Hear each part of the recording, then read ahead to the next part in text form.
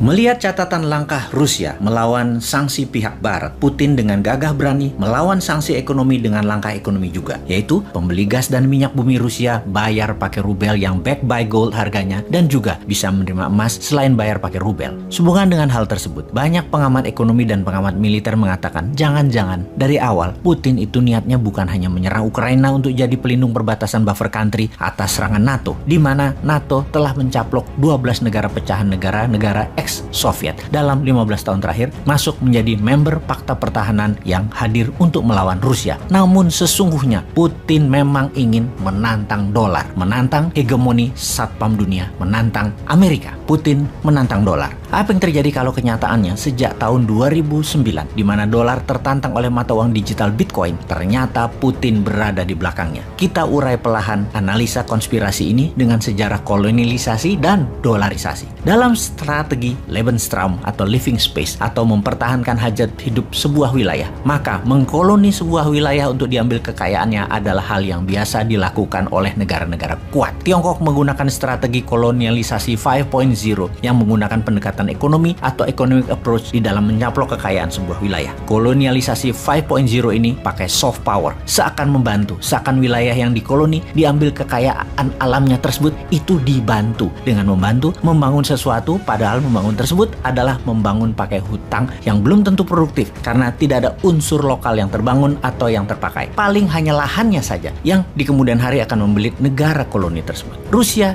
di sisi seberang Amerika dan sekutu juga ekspansif, namun menggunakan strategi kolonialisasinya menggunakan model kolonialisasi 3.0, yaitu yang dicaplok dijadikan negara bagian, menjadi bagian dari konfederasi. Kalau kolonialisasi 2.0 itu seperti dulu bangsa Eropa ala Belanda, Inggris, Spanyol, Prancis di abad pertengahan. Ambil wilayahnya dijadikan negara jajahan atau dijadikan koloni. Kolonialisasi 1.0 adalah cara Genghis Khan, cara Romawi, meluaskan wilayah ke negara tetangga secara fisik dicaplok, lalu penguasa lokalnya adalah orang dari pusat. Gubernur biasanya jabatannya. Perluasan wilayah yang nempel perbatasan, itu kuncinya kolonialisasi 1.0.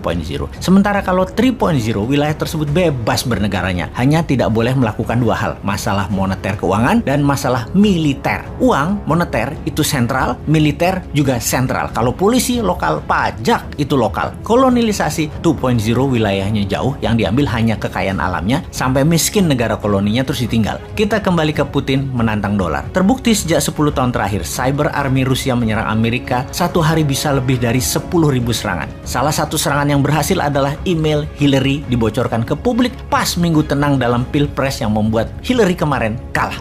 Dalam serangan cyber, bisa diperkirakan Pilpres Amerika 2024 nanti, Trump pasti akan dibantu Putin karena Trump akan mengambilkan dolar backed by gold dan membuat Federal Reserve di bawah Kementerian Keuangan. Dan hal ini memang sama, yaitu cara kelolaan MMT, Modern Monetary Theory yang dianut Newman, rupiah backed by gold dan Bank Indonesia akan di bawah Kementerian Keuangan jadi Dirjen Moneter. Sama prinsipnya. Dalam hal cyber army Rusia, kecanggihan Rusia dalam teknologi memang diacungi jempol. Cyber army-nya the best. Kalau Amerika kuat di militer secara fisik, Tiongkok unggul di produksi barang kebutuhan, Rusia adalah unggul di teknologi digital. Rusia dan Tiongkok berkali-kali menyatakan pembayaran produk negaranya lebih prefer menggunakan rubel bagi Rusia dan yuan bagi Tiongkok. Ini adalah bentuk perlawanan. Negara yang kalah pengaruh pasti takluk. Beli barang Tiongkok pakai yuan, atau negara Eropa beli gas Rusia saat ini pakai rubel. Sungguh, kalau dalam pemikiran para free thinker, dolar dicetak tanpa ada jaminan adalah penghinaan bagi negara lain yang berdaulat. Sangat mengherankan ada pejabat sebuah negara membela mati-matian dolar yang bukan mata uang negaranya, devisanya tercatat banyak disimpan dalam dolar, membangun pakai pinjaman dolar. Sungguh,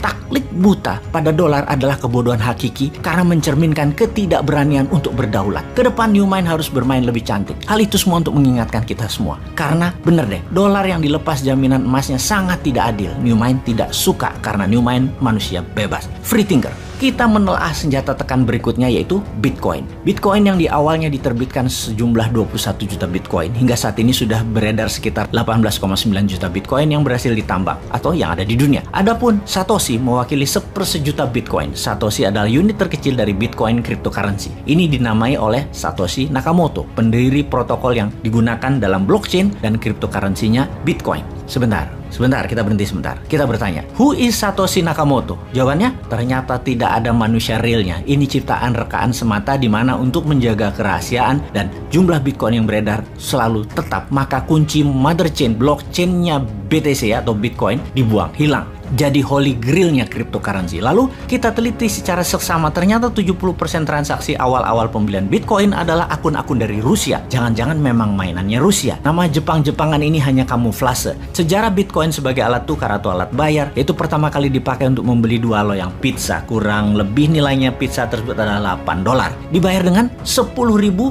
Bitcoin. Bayangkan, pada 3 Januari 2009 Bitcoin diluncurkan kepada publik dengan harga 0,0008 per 1 Bitcoin. Lalu di tahun 2010, untuk pertama kalinya Bitcoin diperjualbelikan di luar dunia digital dengan sistem barter. Untuk 2 loyang pizza dibayar dengan harga 10.000 keping Bitcoin. Tahukah sahabat, 10.000 Bitcoin itu sekarang berapa? 1 Bitcoin saat ini sekitar 500 jutaan. Alias 10.000 Bitcoin beli pizza termahal di dunia tersebut nilainya setara 5 triliun rupiah. Kembali ke Putin. Diduga banyak pengamat keuangan bahwa Bitcoin adalah Russian konspirasi untuk menyerang dolar. Rusia memang ingin menyerang supremasi keuangan dolar karena dianggap tidak amanah, tidak jujur, dan membodohi dunia. Bitcoin adalah sebuah rencana jangka panjang yang didesain menyerang hegemoni dolar, juga membuka fake informasi, fake edukasi akan dolar dalam sistem ekonomi yang digiring oleh Barat. Itulah cita-cita Putin yang menginginkan kehancuran ekonomi Barat di masa dia masih dalam tampuk jabatannya. Strategi Putin saat ini adalah menggunakan rubel backed by gold, juga membayar dengan emas terhadap minyak bumi dan gas Rusia, kemudian mempromosikan Bitcoin sebagai alat bayar digital di dunia komersial di luar Rusia tentunya. Kemarin baru saja diumumkan, Gucci, sebuah brand fashion kenamaan, menyatakan bahwa mulai bulan depan akan menerima cryptocurrency sebagai alat pembayaran. Ini adalah salah satu hasil pertemuan terakhir Putin dengan pemimpin Prancis Emmanuel Macron yang mengkode untuk Prancis memainkan cryptocurrency, di mana kemudian Gucci merespon dan sebentar lagi Balenciaga, Bottega Veneta, Alexander McQueen, dan Yves Saint Laurent akan menerima kripto sebagai alat bayar. Sementara itu di Indonesia, walau belum sebagai alat tukar, rasanya sebentar lagi sih, transaksi kripto di Bursa Indonesia dalam 2 tahun ini meningkat tajam. Bahkan dalam catatan keuangan dari Bapepti, per hari transaksi di bursa kripto di Indonesia nilainya per hari 2,8 triliun rupiah. Dibanding dengan Bursa Efek Indonesia yang berdiri lebih dari 30 tahun, transaksi per hari rata-rata hanya 9 triliun rupiah. Kita bandingkan dengan New York Stock Exchange, transaksi per harinya adalah 62 billion dolar atau 100 kali transaksi di Bursa Efek Indonesia. Kemudian, jika kita membandingkan dengan transaksi Binance, bursa cryptocurrency terbesar di dunia, transaksi di Binance mendekati angka 80 billion dolar per hari, di atas New York Stock Exchange yang berdiri sudah 100 tahun sebelum Binance. Cryptocurrency mulai bertaring, apalagi ketika mulai dipakai sebagai alat bayar. Akan lebih besar lagi volume dagang kripto ini. Kalau mengingat tentang sejarah uang seperti informasi video Bosman sebelum ini, maka cryptocurrency, NFT adalah tablet dan barter versi 2.0. Kembali ke topik. Serangan balik oleh Rusia dengan rubel backed by gold, transaksi emas, dan Bitcoin sebagai alat bayar komersial digital dunia, maka akan membuat dolar panas dingin. Pertanyaannya, Putin akan dikadafikankah? Atau akan diperang dunia ketiga kankah? Atau di-cancerkan? Kalau Indonesia,